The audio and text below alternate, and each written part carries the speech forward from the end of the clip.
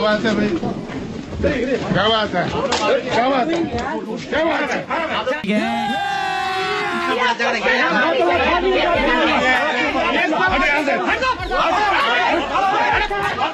आइए देखते हैं, मजा आएगा। अभी दिल्ली के अंदर बम फटा, पुलवामा में बम फटा। आप कह रहे हैं लगातार कह रहे लाखों करोड़ों की संख्या में वहां पे घुसपैठिए हैं, कौन पहचान करेगा उनकी? उनको समर्थन देने के लिए कौन बंगाल बिहार नहीं है, कहने की कोशिश। फिर आप बोल रहे हैं, आप कौन खड़ा होगा? अरे चलिए एक मिनट, कहा कि भारतीय जनता पार्टी के नेतृत्व में राष्ट्रीय जनतांत्रिक गठबंधन, अरे आप तो 400 सीट दे रहे थे लोकसभा चुनाव मान में, रहे क्या थे हुआ भाई? क्या? याद कर लीजिए, सुन लीजिए, पूछ लीजिए, बीच में बोलने लगे, ये बीच में बोलने लगे। बोलिए प्रेम शुक्ला जी, बोलिए। अभी गाली बकने लगेंगे भाई, बोलते ही कैसे कड़ुआ लगा। अभी गाली बकने लगेंगे। प्लीज, गाली आप पक रहे हैं महाराज, गाली आप पक रहे हैं। अभी कांशीराम इसीलिए पीटे थे आपको, यही कांशीराम क्यों पीटे थे आपको? इसीलिए पीटने लगेंगे। ये है ना, कांशीराम ने आपको थप्पड़ क्यों मारा था? कांशीराम ने थप्पड़ क्यों मारा था आपको? आप बोलिए उसको पसंद, बोला ना हमने पहले ही, क्योंकि इस आदमी का चरित्र है किसी को भी मां बहन गाली देना। अभी क्या हो रहा है ना आशुतोष जी? आपको लपड़ मार दिया कांशीराम ने, जरा याद है? लपड़वा याद है? प्रेम शुक्ला जी, लपड़वा याद है?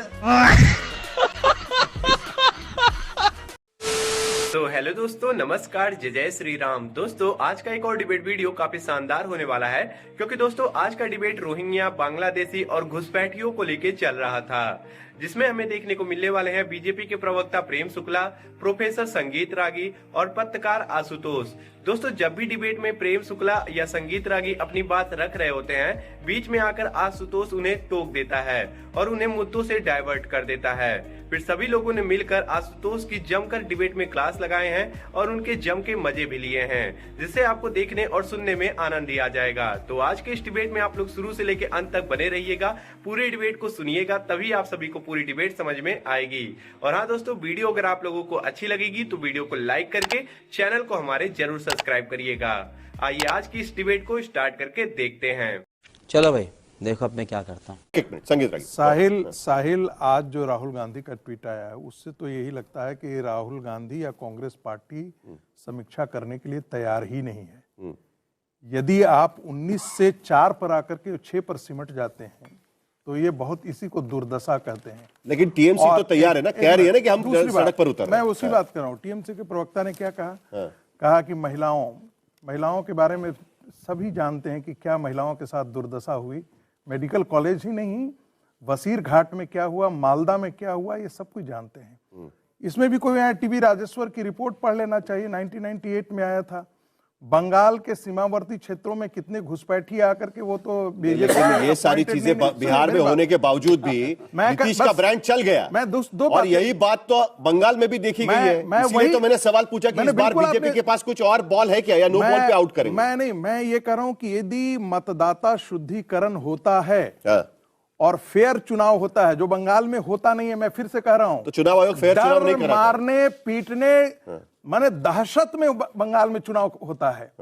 आपको पता नहीं है कि कितने लाखों लोग भाग करके झारखंड आ जाते हैं, अपनी जान बचाने के लिए भागते हैं, कहां से भाग जाते हैं। कोई क्यों? कड़ी आंकड़ा होगा तो बताइए उसको। जो गुंडे कोट कर रहे हैं तो सीपीएम टीवी पर आप कोट कर रहे हैं तो कहां से कोट कर रहे हो बता दीजिएगा। जो गुंडे, ये नहीं होगा कि लाखों लोग चल के चले आते हैं। आप तो प्रोफेसर है, कम से कम आपको तो कोट करना चाहिए। उस समय तो सारे कोट करिए ना, कहां से आया है, सारे एक अखबार कोट करिए। सारे अखबारों ने आंकड़ा कोट करते हैं, आंकड़ा कोट होना चाहिए। 28,000 के आसपास झारखंड में भाग करके लोग आए थे, पंचायत चुनाव के समय आए थे, ठीक है। आसाम में भाग करके आए थे। कितने? ये सारे लोग जानकारी है। कहां से पता चला ये भाई? अखबार, कौन से अखबार में? कई बार सोर्स बताइए उसका। टाइम्स ऑफ इंडिया में सब जगह हम लोगों ने इसको डिस्कशन किया है भाई। ये हवा में थोड़ी होगा, हवा में नहीं बोल रहे हैं। टीवी राजेश्वर की रिपोर्ट हम हवा में बोल रहे हैं। तो बोलिए ना, कोट करिए, कितना नंबर बताइए। लाखों नंबर क्या होता है सर?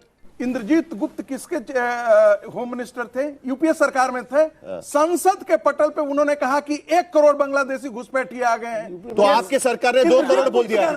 तो आपके तो कितने लोगों को निकाला? कितने लोगों को निकाला? अरे कब थे वो? चलिए ठीक है आशुतोष, थे। और आज प्रकाश जायसवाल किसके होम मिनिस्टर थे भाई? ठीक है, बंगाल पार्टी के थे ना। बिहार के तर्ज पर देखिए, मेरा कहना है कि यदि बंगाल के अंदर फेयर चुनाव होता है, बांग्लादेशी घुसपैठियों को बाहर निकाला जाता है, तो परिणाम वही होगा जो बिहार में हुआ। चलिए एक मिनट, बिहार मैं आपका दर्द समझ रहा हूं, क्योंकि प्लीज प्लीज प्लीज संगीत 390 नहीं, चलिए मुद्दे पर आएंगे हम। देखिए, बिहार के तर्ज पर जिस तरीके से बिहार में चुनाव लड़ा, बिहार में जिस तरीके से पांचों पार्टियां साथ में एक रणनीति के तौर पर सीट डिस्ट्रीब्यूशन से लेकर हर बात को लेकर सबसे वो महागठबंधन के आगे नजर आ रहे थे। क्या बिहार में चुनाव जीता, इसीलिए आपको लगता है कि बंगाल में भी राह आसान होगी, जिस तरीके से दावा किया जा रहा है बीजेपी की तरफ से? देखिए, बंगाल में ममता बनर्जी है, बंगाल में वहां ममता बनर्जी की सरकार है, बंगाल में वहां 200 से ज्यादा उनके पास एमएलएज हैं, 212 के आसपास। और अगर हमारे साथी ये कह रहे हैं कि वहां इलेक्शन कमीशन और मोदी सरकार दोनों ही असफल है स्वच्छ साफ चुनाव कराने में, तो अपनी ही सरकार को कटघरे में खड़ा कर रहे हैं, अपने ही चुनाव आयोग को कटघरे में खड़ा कर रहे हैं। फिर अब देखिए, आपकी दिक्कत क्या ना, आप बीच में बोलने लगते हैं, थोड़ा सा सिविल हो जाइए। महत्वपूर्ण सवाल क्या है, मैं बार बार इस बात को कहता हूं कि भाई घुसपैठिए 11 साल से आपकी वजह से आ रहे हैं क्या? क्यों नहीं पहचान करके बाहर निकालते उनको? अगर पश्चिम बंगाल के अंदर है, लगाइए सीआरपीएफ चारों तरफ से, और उसके बाद आइडेंटिफाई करिए कौन है। नेशनल सिक्योरिटी, फिर आप बीच में बोल रहे हैं, आपने विरोध किया, आप गलत बात कर रहे हैं, गलत बात। आप बीच में मत बोलिए, आप बीच में मत बोलिए, आप सरकार के प्रवक्ता नहीं है, आप सरकार के प्रवक्ता नहीं, लेकिन आप गलत बात कर रहे हैं, बिल्कुल गलत बात कर रहे हैं, आप बिल्कुल गलत बात कर रहे हैं, प्लीज गलत बात कर रहे हैं, नहीं गलत बात कर रहे हैं, आपकी आदत आप बीच में बोलने की आदत होगी, आपकी बीच में बोलने की। प्लीज प्लीज अच्छा, तो जल्दी खत्म कर। अरे रागी जी प्लीज, मैं ये कह रहा हूं कि ये जो सीआरपीएफ लगाई है ना, राष्ट्रीय सिक्योरिटी के साथ मोदी सरकार क्या किसी तरीके का रिस्क लेना अफोर्ड कर सकती है?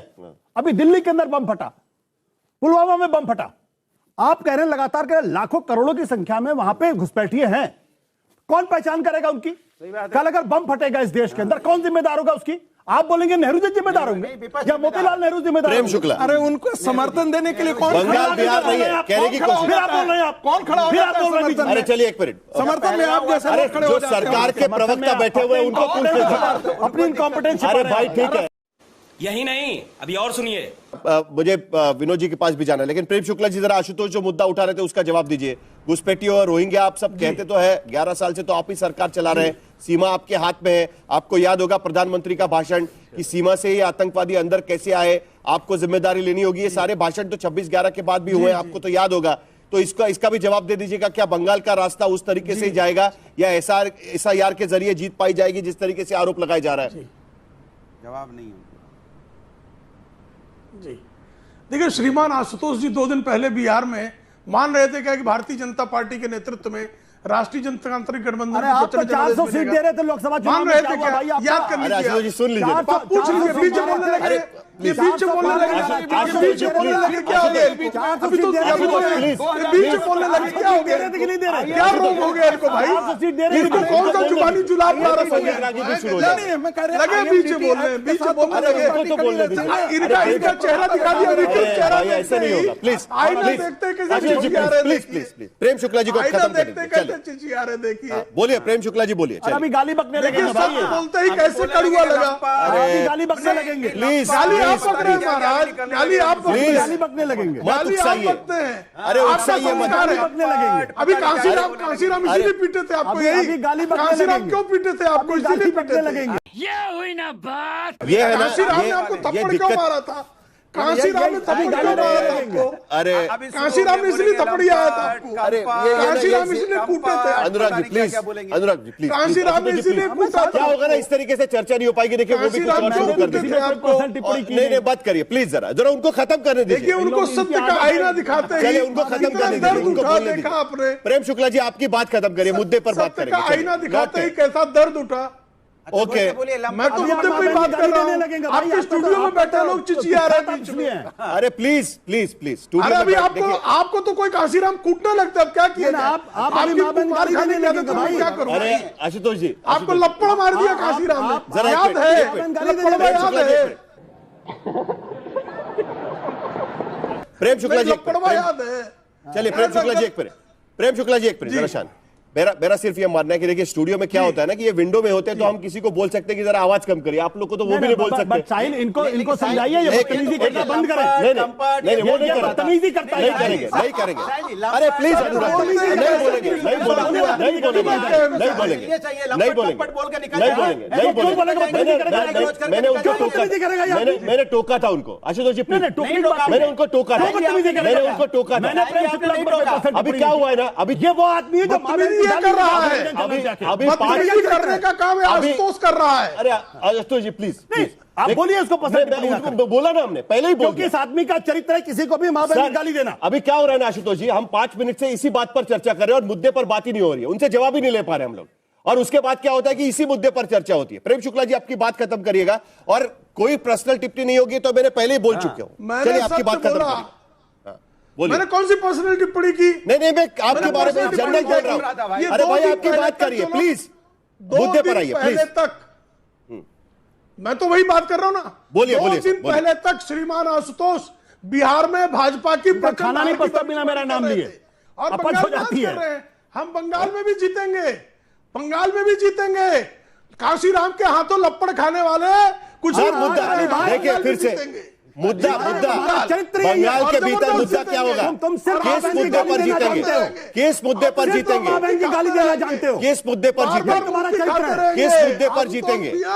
बार बार चलिए शांत करिए, चलिए सबको शांत करिएगा। विरोध नहीं होता, विकास के मुद्दे पर जीतेंगे, विरोध नहीं होता, सुशासन के मुद्दे पर जीतेंगे। जरा शांत करिए, सबको शांत। बंद करो, हाथ जोड़ के मैं मोदी साहब से गुजारिश करता हूँ। तो दोस्तों आज का ये डिबेट यहीं पे खत्म हो चुका है। उम्मीद करता हूँ आप सभी को ये डिबेट पसंद आया होगा। तो आज के इस डिबेट के बारे में आप सभी का क्या राय है, आप लोग अपनी राय वीडियो के कमेंट बॉक्स में हमें जरूर बताइएगा।